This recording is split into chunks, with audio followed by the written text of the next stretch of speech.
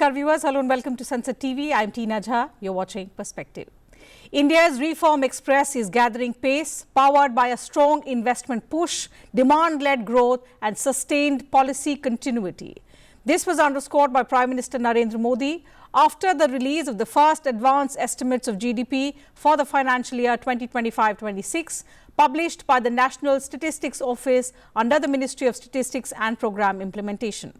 Now, as per the estimates, India's real GDP is projected to grow at a robust 7.4% in FY 25-26, significantly higher than the 6.5% growth recorded in FY 24-25.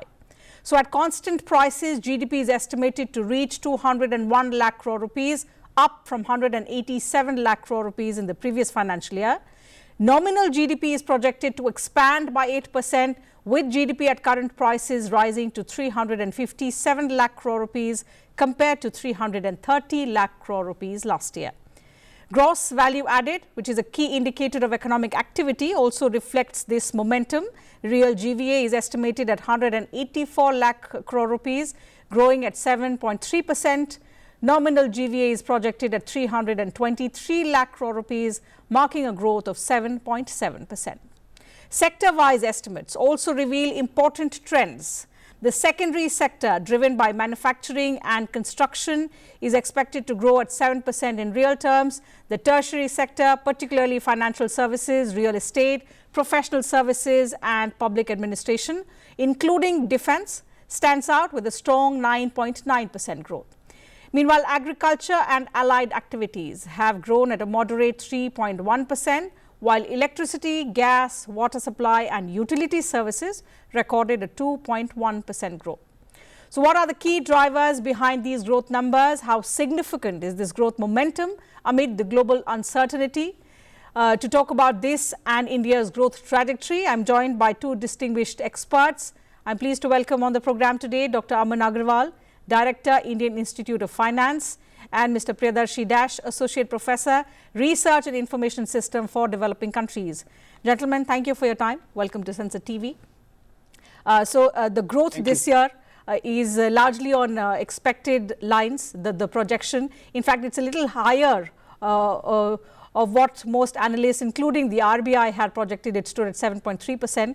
So, to begin with, Mr. Agarwal, first to you, the question is, at a time when there is global uncertainty, there is volatility in the global economic landscape, 7.4% GDP growth projection for India, what does it say, what does it signal about the state and the strengths of India's economy?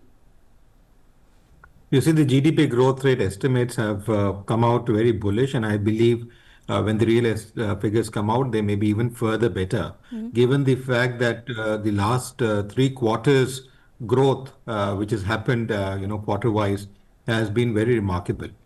Specifically, when we look at this particular financial year and the first quarter 1, quarter 2 growths which have come out. These were despite the fact that globally recessions were there, and subsequently we saw Trump tariff coming in, the oil pressure coming in because of the Ukraine-Russia war, a lot of other disturbances happening, restrictions being imposed because of the Trump threats which have been coming in forth for the last 8-9 months now on our oil purchases from Russia or other countries. Now, these are despite those figures that we are showing. And since this is domestic productions, we're talking about the levels of growth within the country, whether it is manufacturing, agriculture, other sectors going forward. Now, that shows a remarkable recovery. An important component here is the inflation factor. The RBI has been able to control the inflation factor to a very low level. In fact, it had going very low, which was expected to go negative. In some component has been going negative if you look at the different components within the inflation basket. But then they have been able to uprise it in the last quarter, which is important because inflation is a necessary evil. It is something which needs to be there like a blood pressure in a body. And if it is too low, then it is also too hazardous for an economy. That is where I think the government and the reform processes adopted by the government, including the GST framework reform process, which was introduced in September where they had cut down and brought down the 4-level to a 2-level framework, was critically important in terms of giving the boost both from the manufacturing sector and the consumption-driven system. I think the projections of touching the $4 trillion economy would be there. One more thing which the government or the Reserve Bank of India needs to look at is the rupee value not going down tremendously. Now that we are exporting large number of things like pharmaceuticals, where there are no tariffs even in the US, we are exporting even automobiles, we are exporting defense, which we never used to do in the past. Now, these are some sectors which do bring in a lot of foreign exchange. And fortunately, our foreign exchange reserves have also touched a new heights again, almost expected to cross 700 million again. Now, this is something which is remarkable, but the rupee strength is weakening. And I think that is something which the RBI needs to look at going forward, that the rupee doesn't devalue too much, because if it devalues, and at the Institute in Finance, we did calibrate long back that every rupee fall means sending India's economic growth or India's human capital growth almost a decade back. Now, that is an important factor if we really want to look forward at growth in a homogeneous and constructive manner for the country from the top to the bottom most. This government, through the reform process, has brought in growth which is felt by the common man at the grassroots level. And that's very critical and important for any growth to be there.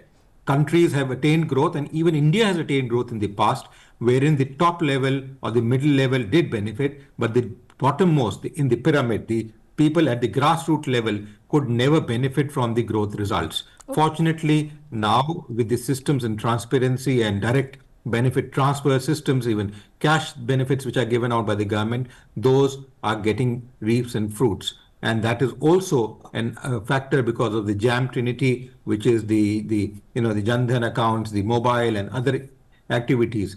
The digital rupee, which has been introduced as a project framework based on one of our works, I think will also yield to a good result going forward and boost the economy further, like we have already done in the digital framework. Okay, so we'll speak in greater detail about the sectoral trends, also in the first advance estimates, about what have been the key drivers of this momentum and how we can sustain this momentum from here on. But bringing you into the discussion, Mr. Dash, on the points that we discussed earlier, that despite the geopolitical tensions which disrupted the demand-supply chain, and there were high interest rates, there was a tariff war as well, a trade war that the world also witnessed. Amid these global headwinds, how insulated was India's growth story? Because the numbers are quite remarkable. They're on expected lines. But if you compare it to the other leading economies, we stand on a solid footing. Yes, Teena Ji, I think you made it very clear in the beginning that the performance of the Indian economy is remarkable, given the situation around different parts of the world. The geopolitical uncertainty is at peak, and the diplomacy is at the bottom low. There is a bullying diplomacy happening. So in that kind of environment, showing this type of performance signals the resilience of Indian economy in terms of its output growth, in terms of trade numbers, and the overall macroeconomic stability. Dr. Agarwal was responding to some of those numbers like foreign exchange reserves and other things. But I think the India story is going in a very steady manner.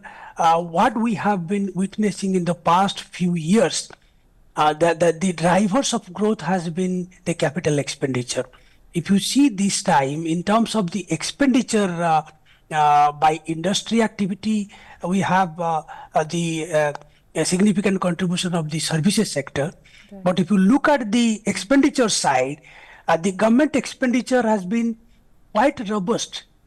It is 5.2% compared to last year of 2.3%.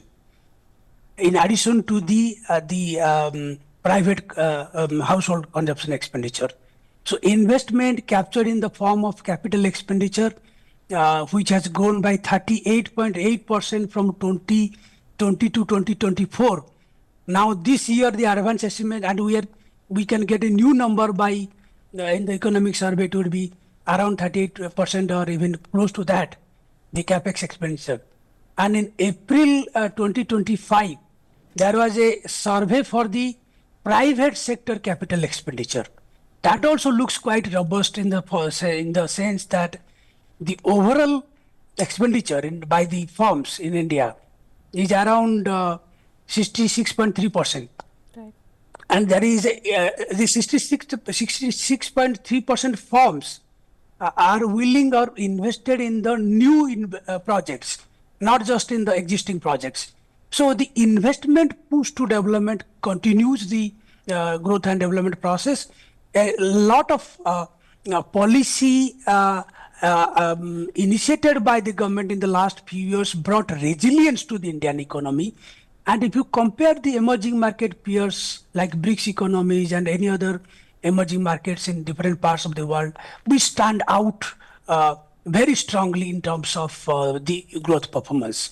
But one number before I wind up is if you look at the expenditure, export and import expenditure, if you see this year, the change has been 14.4% compared to last year, which was minus 3.7%. So we need to understand what has contributed to the sudden hike in the import payments. Is it because of the exchange rate depreciation that we are paying more, or we have imported essentials or some other stuff where there has been a shortfall in the production or something? This has to be seen. So these are my immediate response to the advance estimates. Certainly, you highlighted about how critical the capital expenditure has been in sustaining this momentum. In fact, Prime Minister Modi himself described these numbers as evidence of policy consistency that Dr. Agarwal spoke about, and the reform momentum, which he said are going to continue in the next fiscal as well. And a lot of growth can be attributed to this kind of continuity that we've seen under the Modi government. Before we proceed and talk about the sectoral trends, Dr. Agarwal, how important is investor confidence, it can be both domestic and global, in sustaining this growth narrative? Because given the global environment, it's important to have that kind of confidence. And how have we been able to sustain that kind of growth narrative about our sustained growth story, about policy continuity, and about a lot of other areas in which investor confidence is impacted? You're very right. The customer, confidence is very critical, whether the customer is from a global platform or from within the country. And, there are some critical components when it comes to customer confidence. One is something called governance and stability in government structures and the policy frameworks which have been put in place. When you talk of policy frameworks, normally when an investor goes into any market, whether domestically or globally, he looks at what kind of a run may I have, because any industry will have a reap in profit varying from 2 years to about 25 years. Now, if there are change in policy frameworks every now and then, that brings in a lot of disruptions, and then they are not able to reap profits for growth. And then there is a variance of people wanting to move out. Secondly, we have seen the fact that we have been able to deliver whatever we have been asking for in this country. Earlier, we have had certain defaults in the past, but lately we have not been able to, had no defaults. We have been able to deliver, whether it's a question of exports in automobiles or exports in pharmaceuticals or exports in, other items, chip structures and others, which we are now producing, gems and jewelries. These are some things which we have been meeting our commitments. There have not been any defaults globally in terms of deliverables. And that is something certainly which is very creditable. My colleague was talking about the expenditure which is there. I think when we look at in finance, we say when we are growing, having a growth trend, and we have capacity to pay back, then we don't worry about the costs or the expenditures. These become a cause of concern when we are on a downtrend. Fortunately, the economic trend has been positive, whether we look at stock markets, which look at sometimes international agencies like Standard & Poor's, Moody's, other rating agencies, ICRA and others, which have been rating us from time to time, giving country ratings, because international investment which comes in, you'll be surprised. We have roughly about $7 to $7.5 billion coming in every month in terms of foreign direct investment in this country. Some part of it is reinvestment by companies that are here. I would say roughly about $2.5 billion. But the balance is fresh money which comes in every year, and that has been creating substantially. For the first time, we have moved into keeping our own golds in our own depositories here in this country. The RBI has taken out gold from others. For the first last 3 years, gold reserves have increased because the RBI is extensively buying gold and creating. The world is looking at now buying. Large number of central banks are buying. So whether we talk of banking, whether we talk of any other industry, we have had debacles. We have had a fiasco in a digital framework where a company was brought into a question, and the kind of KYCs they adopted and so on and so forth. But that was smoothly done. Not a consumer got impacted. Whether it is banking transition, whether it is digital payment gateways transition, whether it is introducing new systems by the Reserve Bank or the Government of India, all have been smoothly getting transmitted. Whether it is even the GST, although almost about a week, 10 days before, the GST Council announced that they're going to run down the rates, but the transition, yes, there are still some hiccups which always happen in a large economy like India. But given the smooth processing, and this is something which builds in confidence for an investor who wants to invest, make money out of investment in a country. Now that is something, laws, regulations. This government for the last 2 budgets, if you see, has actually repealed large number of old laws, yes, reconstructed them, made them user friendly, made them company friendly, institutional friendly. Now these are some things which talk about the fact that the government is looking at growth and is there for growth and sustained growth with togetherness. Not that they're looking at making money. That's where the GST, which was giving them a huge chunk of money as an indirect tax, has been cut down so that they can actually benefit the people at large, and then there can be more consumer spending, more investment coming into the economy. People could benefit, and they kept in mind that those people who have bought it at a high GST rate in the past, so when they have to take an input credit, those benefits can also be transferred. It can be made more smoother. Now, these are some things which clearly show the intention and consistency of a government framework. Today, India is not only respected by 1 or 2 countries, but when our Prime Minister goes to countries which don't see eye to eye, countries like Israel, Jordan, Ukraine, Russia, both of them look at us, talk to us, they want to deal with us, they want to do business, whether it is import or exports. They're all doing it. US and Russia also. Trade is going on with both these countries. Now, this kind of a complex mix has never been seen in the case of India, as we have seen in the last 10, 12 years. This is something which is remarkable, and I'm very happy to say that whatever segments we go in, whether it is a question of, we have differences with China, but when we look at JICA, when we look at BRICS, India and China is working together. Recent summit which was there in China, where Honorable Prime Minister had gone, you could see the language which was depicted, the kind of contracts which are signed by the countries. Now, these are some things which actually induce confidence in the international market and bring in growth which is sustained. And I think the people of this country are benefiting at the end of the day, because if they are not benefiting, then any growth which comes in is short-lived. And that is where I think is the growth for a country which is going to be rebounding and strong. That's right. A host of factors that you rightly pointed out, which can be attributed to for the resilience that the Indian economy has shown despite the global headwinds. That is clearly reflected in the numbers that we are discussing, the first advance estimates. Coming now to the sectoral signals, Mr. Dash, services are projected to grow at nearly 10%. While manufacturing and construction are projected to grow at 7%, but moderate growth in agriculture and allied sectors. So, 2 parts to that question. What does this tell about the divergence in the structure of the economy if you compare the services in the manufacturing and construction areas, but also the moderate growth in agriculture and allied services? Should it be a matter of concern? I think I was waiting for you to ask me on services. I think services sector continue to bless us. We have been talking about services sector for many years. The kind of potential that India has in services sector, that is getting reflected. There was a time when we were worried that whether India's service sector would diversify from the ICT software exports. Now you see that consistently the contribution of services sector to GDP and the domestic sector and services trade both the components contribution is rising.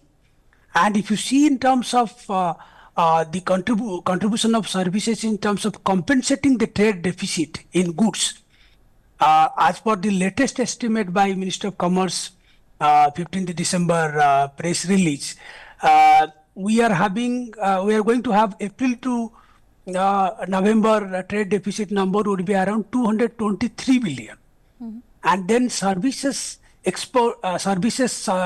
trade in services surplus would be 134 billion, which is higher than 116 billion. So services continue to compensate the trade deficit that we are running in trade in goods. Of course, deficit, the overall balance, trade balance is good. More than that, we need to diversify services sector given the stagnancy in manufacturing and, as you mentioned, the continued decline in agriculture sector. So services sector is signaling diversification, financial service sector, the trade and hospitality sectors. So this needs to be seen with a serious focus in the coming years, because manufacturing, you cannot overnight turn the contribution from 15% to 25%. That's right. The second question is regarding agriculture. It is a matter of concern. While we are happy that we are able to increase the contribution of services, we should not forget the contribution of the primary sector, because the dependence on the private sector, primary sector, agriculture, other sectors from the rural component of the Indian economy is huge. Now, how would you absorb those who are disguised unemployed or who are unemployed in the agriculture sector? Small and marginal farmers, where will you absorb them? We are talking about a lot of reskilling and other things, but reskilling doesn't apply to them.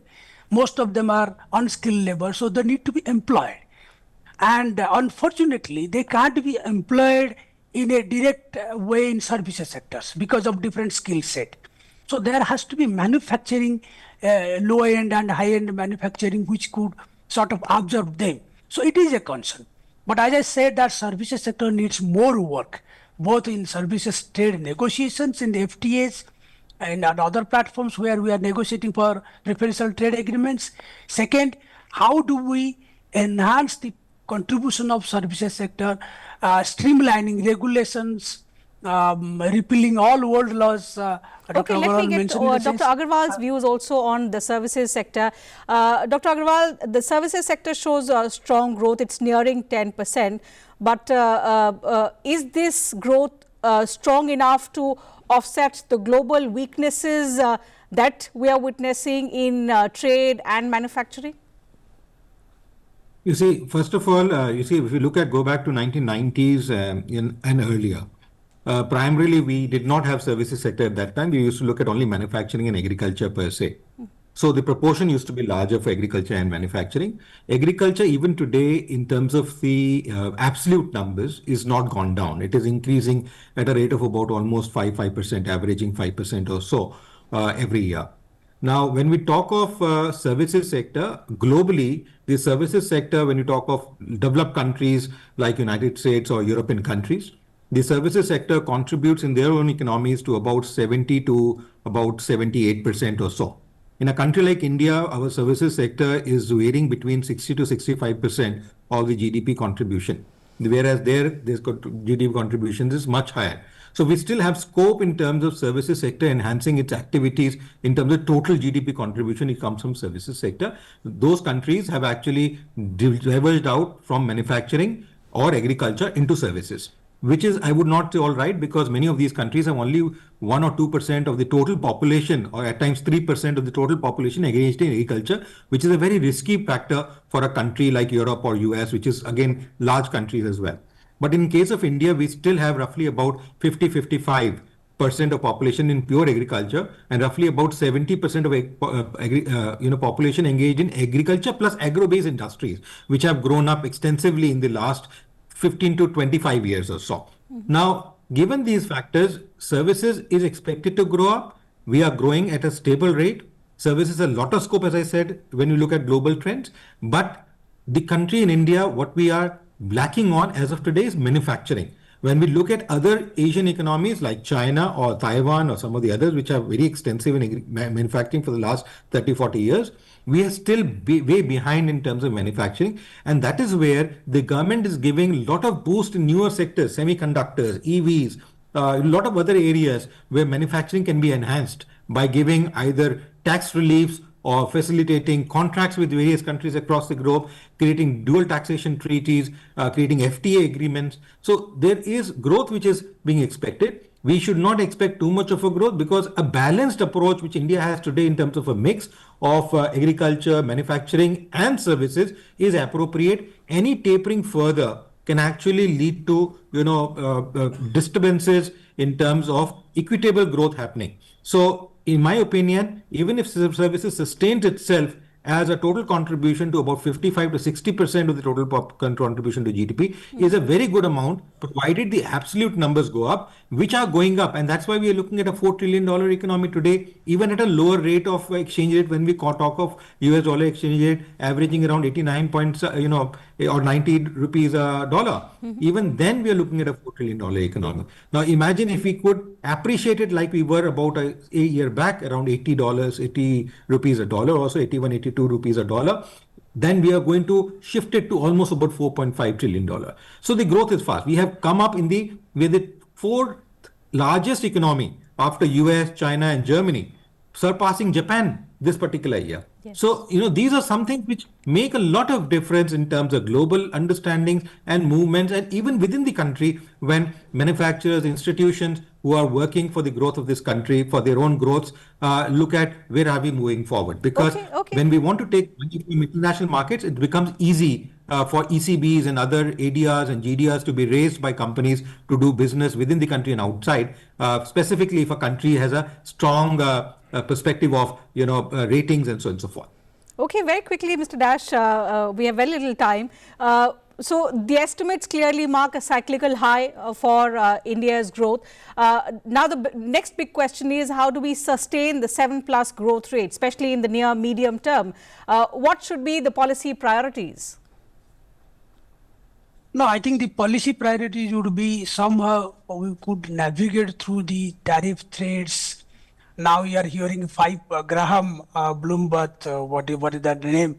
The 500% tariff sanction. Yes. So we could navigate, but the policy would be to continue to focus on the domestic policy environment, what we have been doing, regulatory reforms, sustaining credit to the productive sectors, watching the solvency indicators like the NPAs, the current account balance, exchange rate volatility. So it is a mix of sustaining the policy momentum, policy reform momentum, and watching carefully the numbers around these external sector indicators and prices indicators like inflation and other things. So a careful and calibrated approach is needed, I think, for the next year to continue to achieve the trends that we are witnessing, because capex is rising.